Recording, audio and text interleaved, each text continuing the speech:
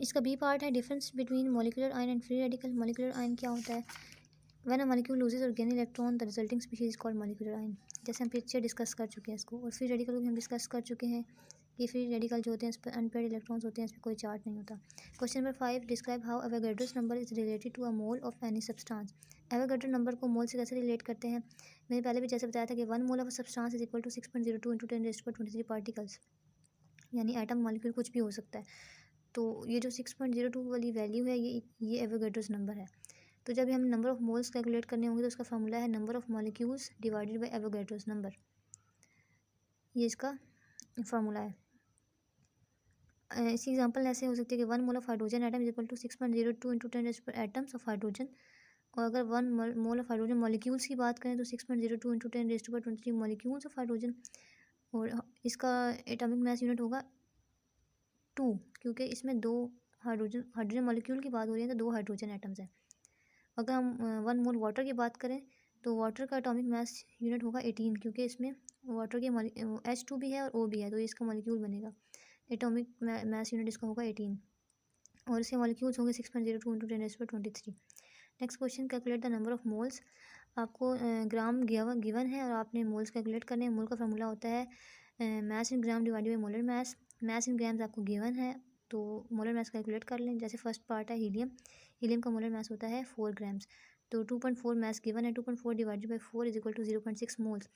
तो इस तरह आप सारे पार्ट्स के मोल कैलकुलेट कर सकते हैं। और जिसमें आपको मास इन ग्राम, मास ग्राम में नहीं गिवन, मिलीग्राम में गिवन है, तो उसको आपको पहले ग्राम में कन्वर्ट करना होगा। उसके लिए आपको डिवाइडेड बाय 1000 करना होगा। और अगर कहीं आपको केजी में गिवन है यानी किलोग्राम्स में, तो उसको आपने ग्राम में कन्वर्ट करने के लिए 1000 से मल्टीप्लाई करना होगा। ये सारे बाकी पार्ट्स आप अपनी रफ कॉपी पे करेंगे, नीट कॉपी पे भी करेंगे। और इसमें फार्मूला आप लगाएंगे number of mole is equal to mass in grams divided by molar mass. Question 7 है, calculate the mass in grams of each of the following samples. अब हमें मास कैलकुलेट करना है, हमें नंबर ऑफ मोल्स गिवन है।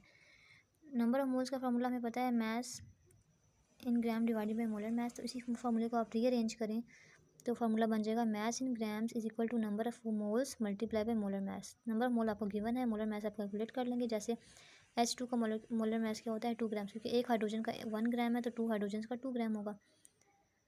तो इस तरह आप मोलर मास कैलकुलेट कर लेंगे और इस फार्मूले में पुट करेंगे तो मास इन ग्राम्स आ जाएगा। सिमिलरली पार्ट डी में आपके पास कॉपर सल्फेट पेंटाहाइड्रेट का मोलर मास 249.5 ग्राम्स है। इसी तरह सल्फ्यूरिक एसिड का मोलर मास 98 ग्राम्स है। आप इनके मोलर मासेस को जब नंबर ऑफ मोल के साथ मल्टीप्लाई करेंगे तो मास इन ग्राम्स आपके पास आ जाएगा।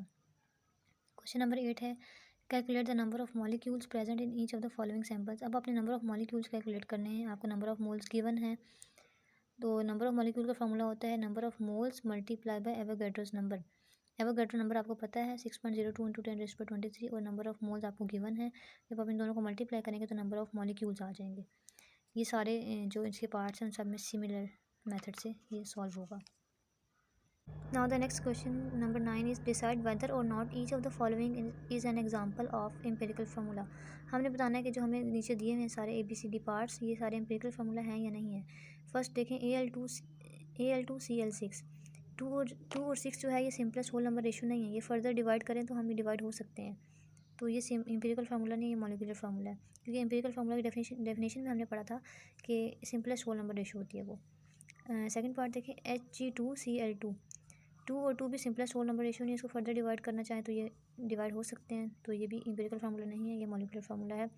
थर्ड पार्ट है NaCl। तो इसमें 1:1 प्रेजेंट है, तो ये सिंपलेस्ट होल नंबर रेशियो, मतलब कि ये एम्पिरिकल फार्मूला है।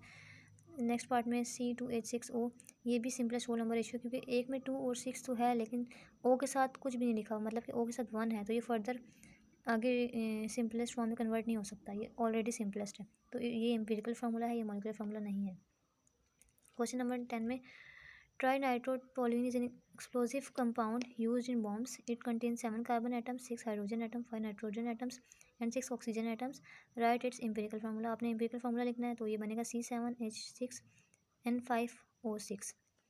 Question number 11, a molecule contains 4 phosphorus atoms and 10 oxygen atoms. Write the empirical formula of this compound. Also determine the molar mass. तो मॉलिक्यूलर फार्मूला कैसे लिखेंगे हम? फॉस्फोरस के 4 atoms हैं और 10 ऑक्सीजन एटम्स, तो मतलब P4O10। और एम्पिरिकल फार्मूला क्या होगा, इस 4 और 10 को आप सिंपलेस्ट रेशियो में कन्वर्ट करें, डिवाइडेड बाई 2 कर दें तो P2O5 बन जाएगा। ये इसका एम्पिरिकल फार्मूला होगा P2O5। अब इसका मोलर मास जब कैलकुलेट करना है तो आप इसको मॉलिक्यूलर फार्मूले को ही लेंगे, तो आप फॉस्फोरस का एटॉमिक मास लिखेंगे, मल्टीप्लाई बाई 4 करेंगे, प्लस ऑक्सीजन का एटॉमिक मास लेंगे, उसको मल्टीप्लाई बाई 10 करेंगे, तो ये आपके पास आ जाएगा 284 ग्राम्स। ये इसका मोलर मास होगा।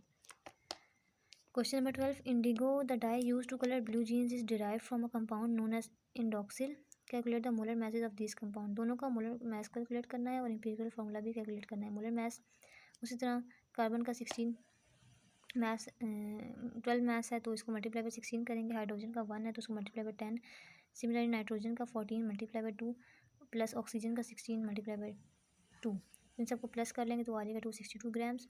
सिमिलरली एम्पिरिकल फार्मूला जब कैलकुलेट करना है तो इसको सिंपलेस्ट रेशियो में कन्वर्ट कर दें, 16 सिंपलेस्ट में हो जाएगा 8, 10 सिंपलेस्ट में हो जाएगा 5, नाइट्रोजन 2 है तो ये सिंपलेस्ट में 1 हो जाएगा और ऑक्सीजन भी 1 हो जाएगा, तो फार्मूला बनेगा C8H5NO। ये आप सबने अपने कॉपीज़ पे कैलकुलेट करके देखना है। मोलर मास कैसे कैलकुलेट करेंगे इसका, ये जो हमने एम्पिरिकल फार्मूला निकाला है इसी से मोलर मास कैलकुलेट करना है, तो इनकी मैसेज से इनको नंबर ऑफ एटम्स को जब मल्टीप्लाई करेंगे तो हमारे पास मोलर मास आ जाएगा। और एम्पिरिकल फार्मूला दूसरे वाले कंपाउंड का भी सिमिलरली इसी तरह आ जाएगा। Question number 13, identify the substance that has formula mass of 133.5 AMU। हमें कंपाउंड गिवन है MgCl2, S2Cl2, BCl3 और D है ACl3।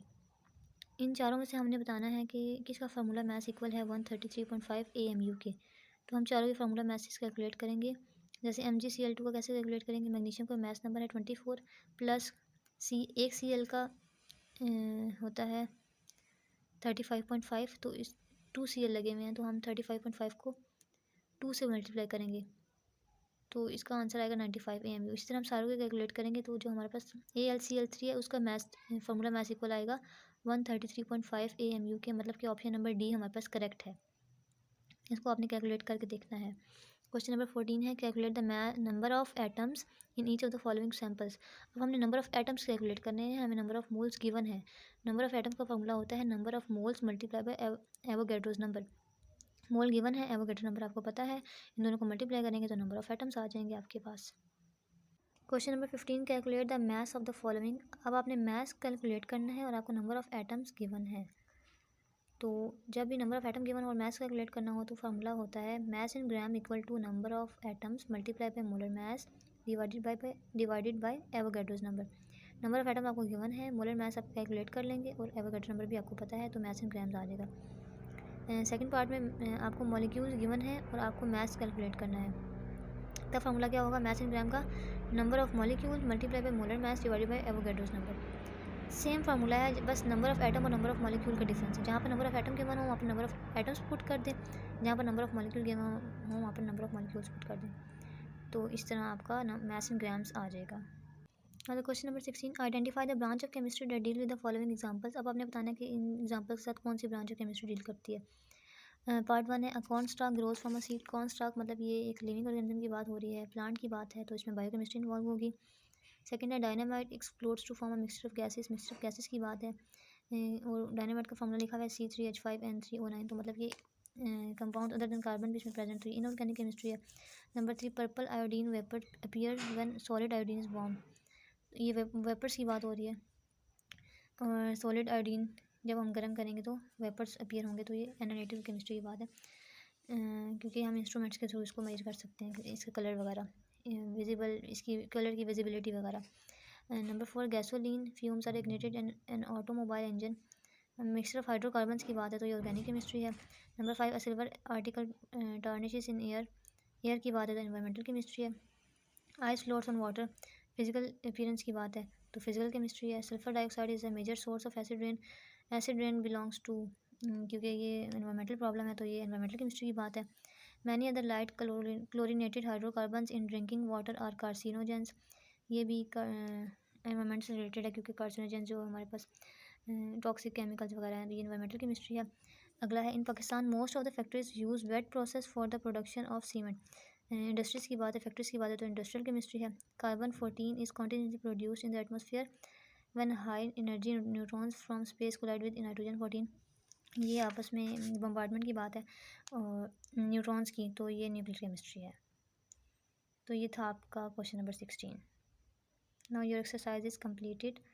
और ये आपकी डायरी है। आपने क्या करना है, यूनिट नंबर 1 की एक्सरसाइज आपने नीट रजिस्टर्स पे भी करनी है अपने, और रफ रजिस्टर पे भी आपने इसको सॉल्व करना है। और जितने भी numericals related to mole, mass, number of atoms, number of molecules हैं, वो सब आपने सॉल्व करने हैं। जो भी एमसीक्यूज़ में आए हैं वो भी सॉल्व करने हैं। ओके, सुब्हानकल्लाहुम्मा व बिहम्दिका अशहदु अल्ला इलाहा इल्ला अंता अस्तगफिरुका व अतूबु इलैक। अस्सलामु अलैकुम व रहमतुल्लाहि व बरकातुहू।